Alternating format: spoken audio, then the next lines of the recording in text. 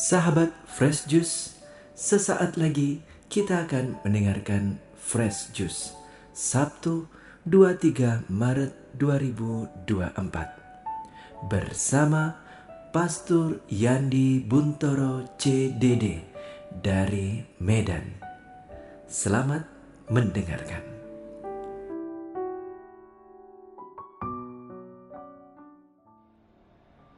Halo sobat pendengar dan keluarga Daily Fresh Juice yang saya kasihi. Kembali berjumpa lagi dengan saya, Pastor Johannes Yandi Buntoro CDD, di tempat tugas saya di Paroki Kristus Raja di Kota Medan.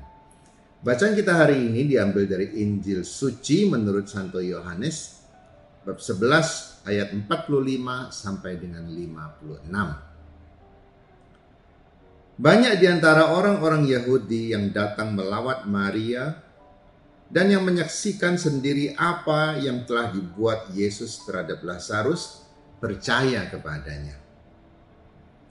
Tetapi ada juga yang pergi kepada orang-orang Farisi dan menceritakan kepada mereka apa yang telah dibuat Yesus itu. Lalu imam-imam kepala dan orang-orang Farisi memanggil mahkamah agama untuk berkumpul. Mereka berkata, "Apakah yang harus kita buat? Sebab orang itu membuat banyak mujizat. Apabila kita biarkan dia, maka semua orang akan percaya kepadanya. Lalu orang-orang Roma akan datang dan merampas tempat suci kita serta bangsa kita." Tetapi seorang di antara mereka, yaitu Kayafas, imam besar pada tahun itu, berkata kepada mereka, "Kamu tidak tahu apa-apa. Kamu tidak insyaf bahwa lebih berguna bagimu jika satu orang mati untuk bangsa kita daripada seluruh bangsa kita ini binasa." Hal itu dikatakan Kayafas bukan dari dirinya sendiri, tetapi sebagai imam besar pada tahun itu, ia bernubuat bahwa Yesus akan mati untuk seluruh bangsa. Bukan untuk bangsa itu saja, tetapi juga untuk mengumpulkan dan mempersatukan anak-anak Allah yang tercerai-berai. Mulai dari hari itu, mereka sepakat untuk membunuh Yesus. Karena itu Yesus tidak tampil lagi di muka umum di tengah orang-orang Yahudi. Ia berangkat dari situ ke daerah dekat padang gurun, ke sebuah kota yang bernama Efraim. Di situ ia tinggal bersama murid-muridnya. Waktu itu hari raya Paskah orang Yahudi sudah dekat. Dan banyak orang dari negeri itu berangkat ke Yerusalem untuk menyucikan diri sebelum Paskah itu. Mereka mencari Yesus, dan sambil berdiri di dalam bait Allah, mereka berkata kepada yang lain, "Bagaimana pendapatmu? Akan datang jugakah ia ke pesta?" Demikianlah sabda Tuhan. Setelah Yesus membangkitkan Lazarus dan juga membuat banyak mujizat, banyak orang bergembira. Ya memang harus disyukuri. Tapi ada juga orang yang datang kepada para pembesar, orang-orang Farisi, imam kepala dan sebagainya, untuk mengadukan hal itu. Mengapa mengadu? Pasti karena mereka merasa terancam. Dan benarlah orang-orang Farisi berkata, kalau kita biarkan dia tetap berbuat seperti itu, maka mungkin akan terjadi kekacauan. Membangkitkan orang yang sudah mati. Bagaimana kalau penjahat yang dibangkitkan? Jadi nanti tidak akan ada lagi orang takut dihukum mati, karena bisa dibangkitkan. Bagaimana kalau orang-orang Roma lalu mengendalikan kita? Bahkan melarang kita untuk beribadah karena menimbulkan kekacauan. dan mungkin juga melanggar hukum negara. Jadi banyak kekhawatiran yang sebenarnya tidak terjadi, tapi mereka khawatir. Dan apa keputusan mereka? Mereka ingin Yesus mati. Mengerikan bukan? Ada satu masalah, bukannya diselesaikan dulu, berkomunikasi, tapi langsung mau orang mati. Seakan-akan mati itu bisa menyelesaikan masalah. Kita mungkin tidak berpikiran seperti itu kalau ada orang bersalah pada kita. Karena tidak mungkin juga kan kita membunuh orang. Tapi tidak sedikit orang di dunia ini berpikiran seperti itu. Meskipun tidak sanggup melakukannya, tapi berpikiran seperti itu ada. Karena itu mereka membicarakan itu di mahkamah agama. Ada seorang imam besar, Kayafas namanya. Ia pada saat itu bernubuat. Lebih baik satu orang mati bagi bangsa ini daripada karena satu orang ini bangsa ini mati. Dalam satu sudut pandang memang benar. Itu nubuat. Dan akhirnya memang terjadi. Satu orang mati bagi seluruh bangsa. Bahkan Yesus tidak hanya mati bagi seluruh bangsa Israel, tapi mati bagi seluruh umat manusia. Karena umat manusia berdosa dan tidak sanggup menyelamatkan diri. Dan Tuhan rela menjadi manusia untuk menyelamatkan manusia yang berdosa itu. Tapi dalam hal lain, ini juga dapat memuaskan hati orang-orang itu yang memang ingin membunuh Yesus. Satu lagi kata-kata penting dari Kayafas adalah kematian satu orang itu akan mengumpulkan anak-anak Allah yang tercerai-berai. Bukankah itu hal yang baik? Baik. Tapi nafsu membunuh ini sudah menguasai orang-orang Farisi itu. Mereka mungkin berpikir, apa perlunya menyatukan anak-anak Allah yang tercerai-berai? Yang penting saya ini selamat. Yang penting mangkok nasi saya ini terpelihara. Tidak ada ancaman.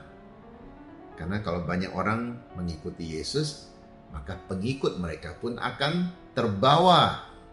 Penghasilan mereka berkurang. Hanya itu yang mereka pikirkan. Mereka tidak peduli bangsa mereka binasa atau tidak.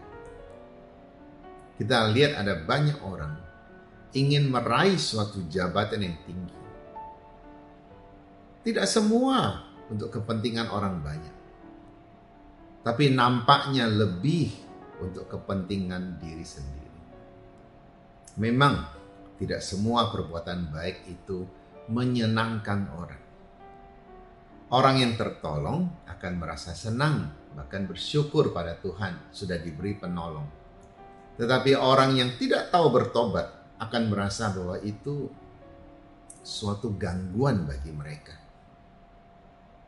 Pernah tidak Anda melihat atau mungkin mengalami, Anda melihat seorang sejawat yang berbuat kesalahan besar. Lalu Anda laporkan kepada atasan. Dan orang itu marah karena merasa dikhianati. Karena merasa ada orang tidak setia kawan padanya.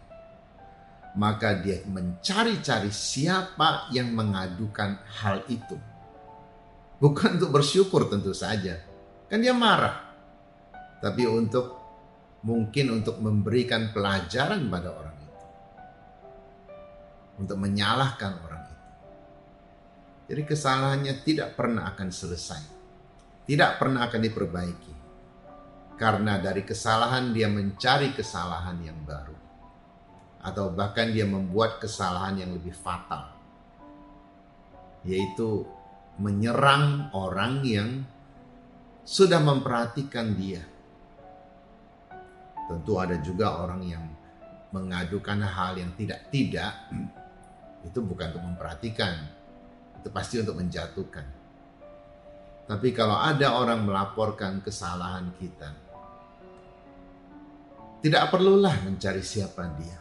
Tapi bersyukurlah pada Tuhan. Tuhan sudah mengirimkan seorang penolong untuk kita. Kalau memang kita salah. Kalau tidak salah pun ya tidak perlu dicarilah. Kita tunjukkanlah dengan bukti apa yang kita kerjakan. Sehingga orang-orang tahu bahwa yang dituduhkan pada kita tidak benar. Mari kita bersyukur pada Tuhan. Yesus hari ini memberikan teladan yang sangat luar biasa. Ia menghindari gejolak yang sia-sia. Ada hal-hal yang tidak perlu ditanggapi. Lebih baik menghindar saja. Tetapi saatnya akan tiba. Ia akan naik ke salib dan mati bagi umat manusia. Besok kita akan merayakan Minggu Palma. Yesus masuk ke kota Yerusalem sebagai raja. Disambut sebagai raja. Tetapi beberapa hari kemudian, ia dibunuh oleh mereka. Dan ini tidak pernah terhapus dari sejarah. Dan inilah saatnya. Yesus tidak menghindar. Tidak perlu menghindar lagi. Inilah saatnya. Yang memang harus naik ke salib dan mati bagi umat manusia. Karena itulah kita mendapatkan keselamatan. Mendapatkan kesempatan untuk diselamatkan. Apakah Tuhan tidak berdaya menyelamatkan kita? Sangat berdaya. Tapi Tuhan juga tidak memaksa kita untuk diselamatkan.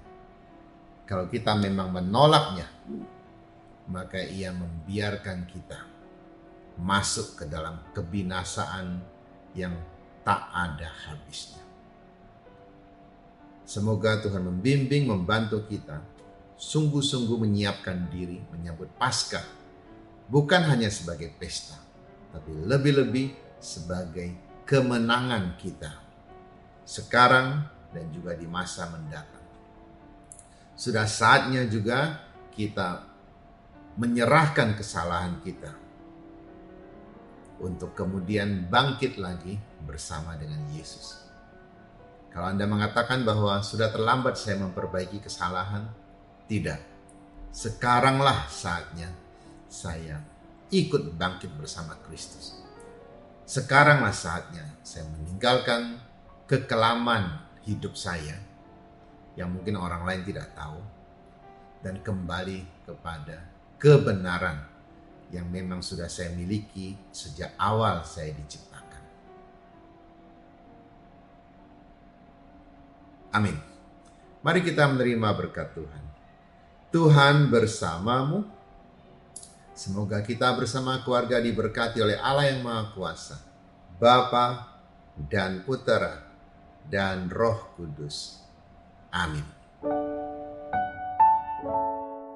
Sahabat Fresh Juice, kita baru saja mendengarkan Fresh Juice Sabtu 23 Maret 2024.